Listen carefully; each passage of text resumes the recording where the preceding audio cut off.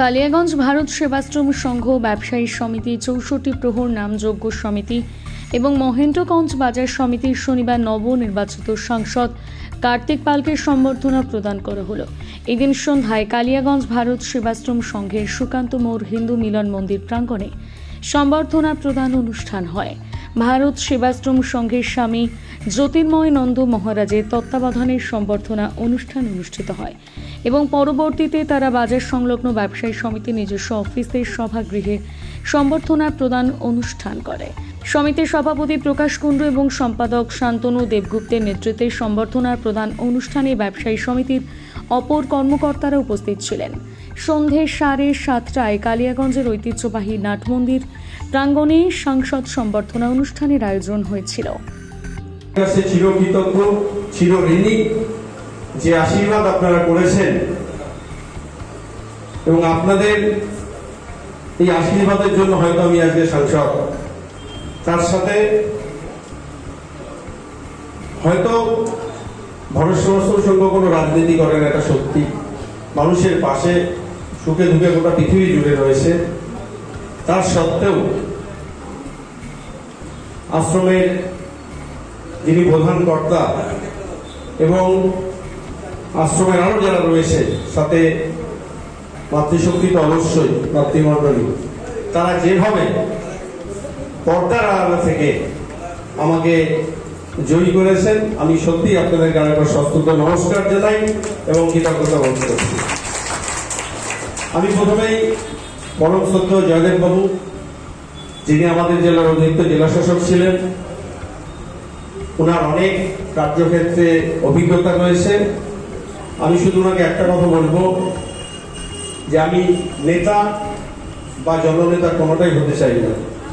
আমি আপনাদের ঘরের ছেলে হিসেবেই থাকতে চাই। শুধু আপনাদের আশীর্বাদ দরকার। আপনারা আমাকে শক্তি দিন, যে শক্তি আমাদের পিছিয়ে পড়া যে জেলা, অনেক সমস্যা, মানুষের অনেক আশা। শুধু এটুকু বলতে পারি, কেন্দ্রীয় যত প্রকল্প রয়েছে সেই প্রকল্পগুলোর ক্ষেত্রে আমি আমার 100% চেষ্টা দিয়ে আমার এই জেলা যাতে এগিয়ে যেতে পারে সেই চেষ্টা আমি করব। এবং তার সাথে অনেক কিছু সমস্যা রয়েছে, জয়দেববাবু বললেন, আমিও বলছি।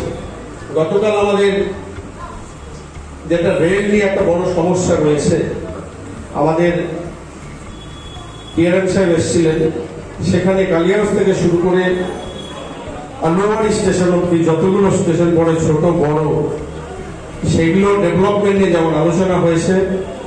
আমাদের খুব দরকার একটা দিল্লিগামী ট্রেন, একটা দক্ষিণ ভারতের ট্রেন।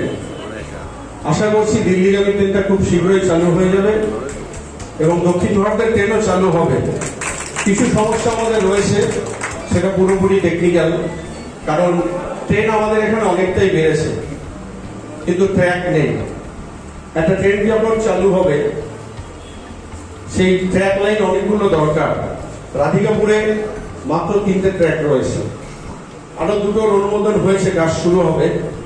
ঠিক জমিও কিছু সমস্যা রয়েছে। জমি চেষ্টা হচ্ছে, যদি অ্যাকুইজিশন হয় তাহলে হবে, নয়তো নিরাশার কোনো কারণ নেই। আমরা গতকাল ভিজিট করেছি আমাদের ডালিয়া স্টেশন, সেখানে রেলের অ্যাভেলেবেল ল্যান্ড রয়েছে। ওই জন্য আমরা সেখানে ট্র্যাক বাড়িয়ে আমাদের রাধিকাপুর পয়েন্ট থেকে আমাদের দূরপাল্লার ট্রেনগুলো চালু হবে। বাকি শিক্ষার কথা বললেন, সত্যি আমাদের শুধু বিভিন্ন ব্লকে কলেজ নেই, শুধু নয়, আমাদের এই একমাত্র জেলা যেখানে একটা এখন অব্দি মহিলা কলেজ নেই।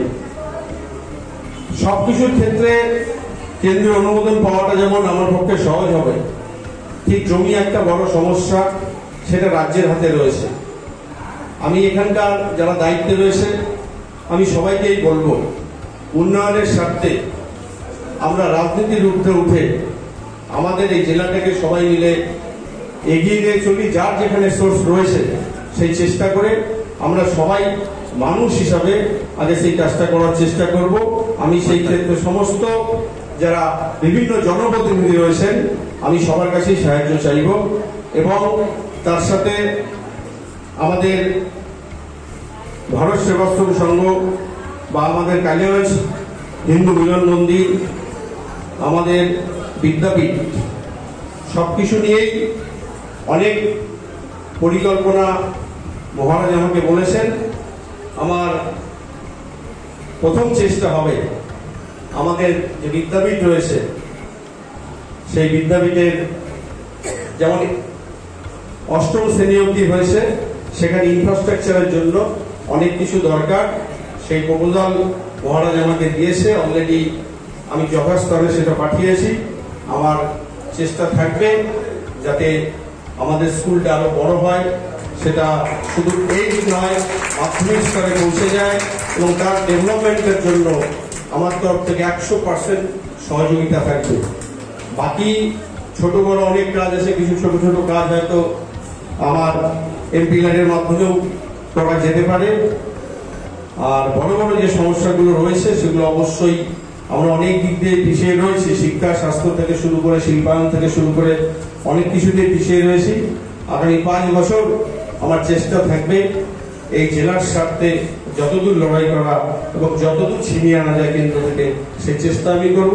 শুধু আপনাদের আশীর্বাদ দরকার। এবং আমি আবারও বলছি, আমি নেতা জননেতা কিচ্ছু হতে চাই না, আমি স্যারও হতে চাই না, সাংসদ হতে চাই না। আমি চেয়ারম্যান ছিলাম এখানকার, আমি কার্তিক পাল হিসেবেই ছিলাম, আপনাদের ঘরের ছেলে হিসেবে ছিলাম, আমি সেটাই থাকতে চাই। এবং রাজনীতির ঊর্ধ্বে উঠে